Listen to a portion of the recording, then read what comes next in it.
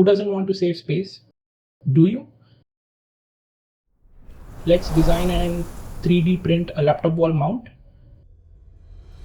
We will design either side first and then we'll mirror the other side. In this case, I have designed the right bracket and mirrored the left one. Make sure the bracket is thick enough so that you can increase the no wall loops in Slicer software from default to 5 to 6 layers. This will ensure that the part is strong enough. We'll give a bit of tilt at the base. Make sure you measure laptop thickness before designing the bracket. Guys, if you like my work, please consider subscribing and do like the video. Let's make 2 mounting holes give at least 2 inches of separation. Do not forget to have a large hole in the front of the mounting hole at the bottom of the bracket, else you will not be able to mount the screws.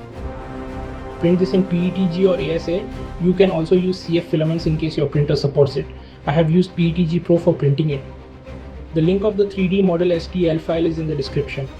Let's give some cuts and fillets for aesthetic purposes and mirror the bracket, and it's ready to print. Let's print it using PETG Pro on Bambulab A1 printer.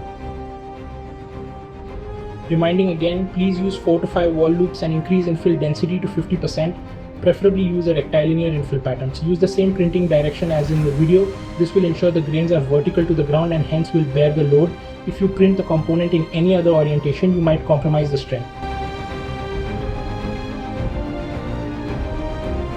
Comment what else do you like me to cover on this channel. Happy printing. Cheers.